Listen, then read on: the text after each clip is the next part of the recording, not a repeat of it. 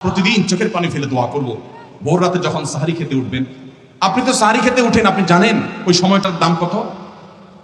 আমরা বেশিরভাগ মানুষ জানি না ভোর রাতের এই সময়টার দাম কত। আরে ভাই, এই সময়ের দোয়া 1 মিনিটের দোয়া অন্য সময়ের 100 মিনিটের সমান না। অন্য সময়ের 100 মিনিটও এই ভোর রাতের 1 মিনিটের সমান না। এত মূল্যবান সময়। সাহারি খেতে উঠছেন, সাহারি খান, ভালো কথা, কিন্তু সাহারি খাওয়ার আগে পরে 10টা মিনিট জায়নামাজে মুসল্লাতে দাঁড়ান ইনশাআল্লাহ। সাহারি খেতে উঠে দোয়া করবো তো ইনশাআল্লাহ। আপনার বাসার এক কোনায় চলে যাবেন, একটু আলো আধারিতে চলে যাবেন, সেখানে গিয়ে বসে আল্লাহর কাছে একটু কথা বলবেন। সিজদা চলে যাবেন, সিজদা গিয়ে আল্লাহর সাথে একটু মন খুলে কথা বলবেন। আল্লাহ, আমি অনেক গুনাহ করেছি, আল্লাহ আমি অনেক পাপিষ্ঠ। শুনেছি আপনার রাসূল জানিয়েছেন যে এই মাসে নাকি আপনি অনেক পাপিষ্ঠকে মাফ করে দিবেন। আল্লাহ, আপনি নাকি অনেক জাহান্নামে যাদের নাম চলে গেছে জাহান্নামী তালিকাভুক্ত, তাদেরকে মুক্ত করে জান্নাত দিয়ে দিবেন। আপনি নাকি ওয়াদা করেছেন, আল্লাহ আমাকে একটু তাদের মধ্যে শামিল করে দেন। আল্লাহ, আপনি দিলে আপনার কোনো অভাব হবে না। আল্লাহর সাথে একটু কথা বলা, মুনাজাত করা ভোর রাতে করার চেষ্টা করবো তো ইনশাআল্লাহ। ঘরের এক কোনায় চলে যাবেন, সাহারিটা আগে আগে খেয়ে শেষ করবেন, আজানের এখনো 15 মিনিট বাকি। চলে যান এক কোনায়, উযু করে দাঁড়ায় যান 2 রাকাত নামাজে, চলে যান সিজদায়, একটু দোয়া করেন। নিরিবিলি জায়গা যদি বাসায় না থাকে, ছাদে চলে যান, মসজিদে আগে চলে যান, এক কোনায় চলে যান।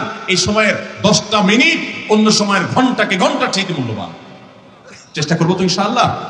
ভাইরা আমার, সিয়াম আমাদেরকে হারাম ছাড়ার প্রশিক্ষণ দেয়।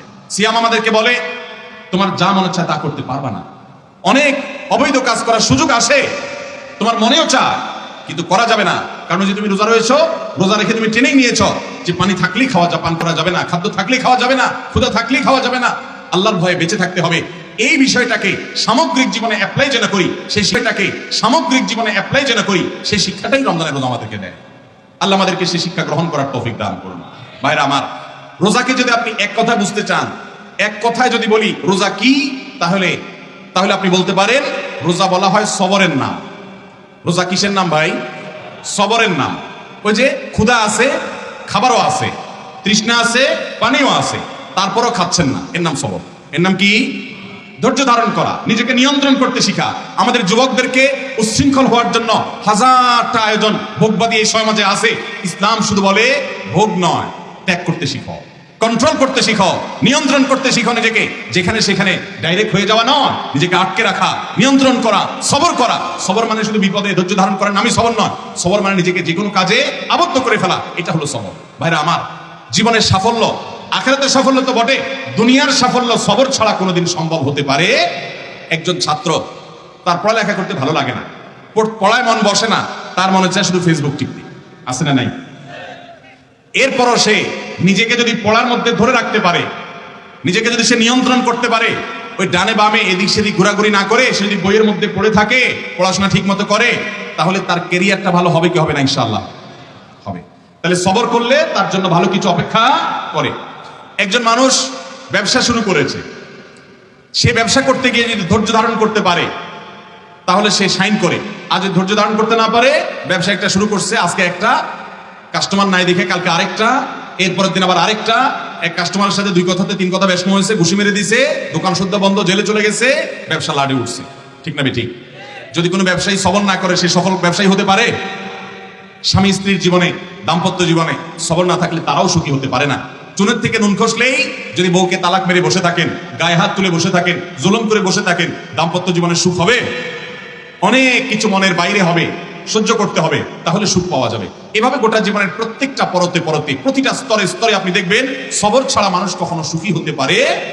রোজা আমাদেরকে সেই শিক্ষা দেয়, বান্দা তুমি সবর করতে শিখো। তোমার সামগ্রিক জীবনে সব ক্ষেত্রে তোমাকে সবর করতে হবে। ও যুবক, সমস্ত তোমার বন্ধুরা সব হারাম সম্পর্ক রিলেশন করে, অনেক মেয়েদের সাথে বিবাহ বহির্ভূত সম্পর্ক জড়িয়ে যায়, সবাই হারাম আনন্দ ফুর্তি করে।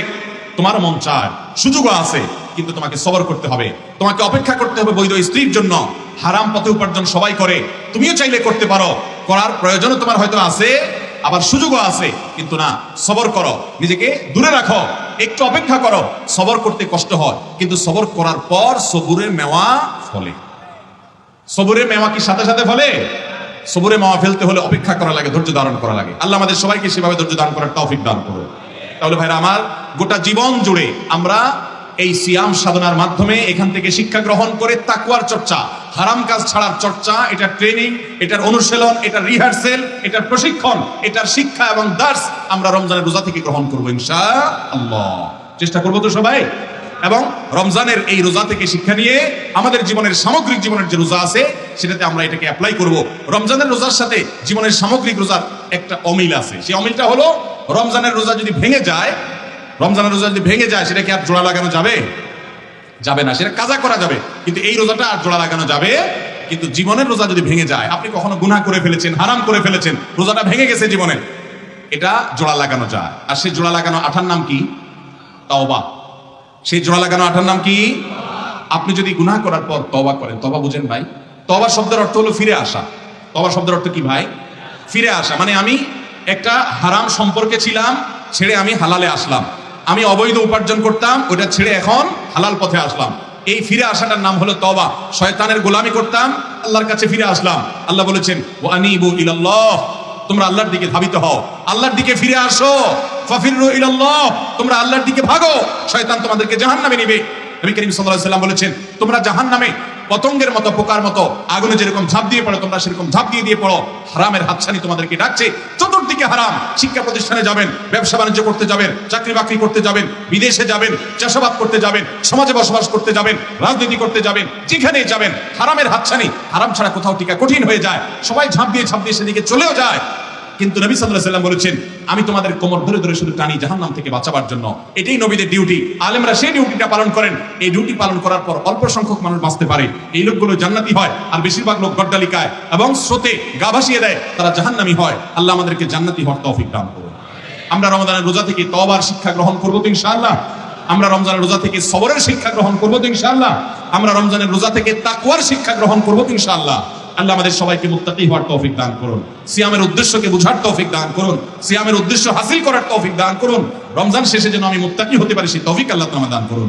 রমজান মাস চলে গেছে, আপনি কোনো গুনাহ ছাড়তে পেরেছেন কিনা, কোনো বদঅভ্যাস ছাড়তে পেরেছেন কিনা, কোনো ভালো কাজ শুরু করতে পেরেছেন কিনা, এটা প্রমাণ করবে আপনার সিয়াম সাধনা সার্থক হয়েছে নাকি ব্যর্থ হয়েছে। আপনি যদি রমজান শেষে দেখতে পারেন যে হ্যাঁ আমার ধূমপান করার বদঅভ্যাস ছিল, আমি রমজানে আল্লাহর ভয়টা ছেড়ে দিয়েছি, আর ধরি নাই, আলহামদুলিল্লাহ আপনার সিয়াম সাধনা সার্থক। আমি রমজানে তওবা করেছি, হারাম সম্পর্কে আর যাব না। আমি রমজানে তওবা করেছি, হারাম উপার্জন আর করব না। এটা যদি আপনি ধরে রাখতে পারেন তাহলে আপনি সুধারণা করতে পারেন যে আমার রমজানের সিয়াম সাধনা সার্থক। কারণ আল্লাহ বলেছেন লাআল্লাকুম তাত্তাকুন, রোজা দেওয়াই হয়েছে যাতে রোজা রেখে তুমি মুত্তাকি হতে পারো। রমজান শেষে আপনার তাকওয়া এটা উন্নতি হয়েছে কিনা, আপনি মুত্তাকি হিসাবে আগে বাড়তে পেরেছেন কিনা, এটি নির্ভর করবে আপনার রোজা, আপনার রমজান সার্থক হয়েছে কিনা। আল্লাহ রাব্বুল আলামিন ও আরশে আজিমের মালিক আমাদের সবাইকে আপনি আমাদের রোজাটাকে সার্থক করার তৌফিক দান করুন। ভাইরা আমার, রোজা যদি সার্থক না হয়, রমজানটা যদি সার্থক না হয়, লস অনেক বেশি হয়ে যাবে। কি লস হবে জানেন? নবী করিম সাল্লাল্লাহু আলাইহি ওয়াসাল্লামের কাছে জিবরিল এসে বলেছেন বাউদা মান আদরাকা রমাদান ওয়া লাম ইগফার লাহ, ওই কপাল পোড়া ধ্বংস হোক যে রমজানের মতো এরকম বিশাল বড় সুযোগ পাইছে, তারপর আল্লাহর কাছে চোখের পানি ফেলে দোয়া করে, কান্নাকাটি করে, ইস্তিগফার করে, তওবা করে তার আগের গুনাহগুলোকে মাফ করাইতে পারে নাই, এই কপাল পোড়া ধ্বংস হোক। বদদোয়া করেছেন জিবরিল, নবী সাল্লাল্লাহু আলাইহি ওয়াসাল্লাম বলেছেন আমিন। অর্থাৎ সে ধ্বংস হবে, তার অনিবার্য ধ্বংস, যদি কেউ রমজান পাওয়ার পরেও ক্ষমা না পায়। এই রমজান যে আমার জীবনের শেষ রমজান না, তার কোনো গ্যারান্টি আছে ভাই? অতএব আসুন নিয়ত করে ফেলি, এবারে রমজানের প্রতিটা দিনকে আমি তাকওয়া দিয়ে সাজাবো। কোনো হারাম কাজ রমজানে করব, সকল হারাম কাজ সারা জীবনের জন্য ছাড়ার প্রতিজ্ঞা রমজানের রোজা থেকে গ্রহণ করবো ইনশাআল্লাহ।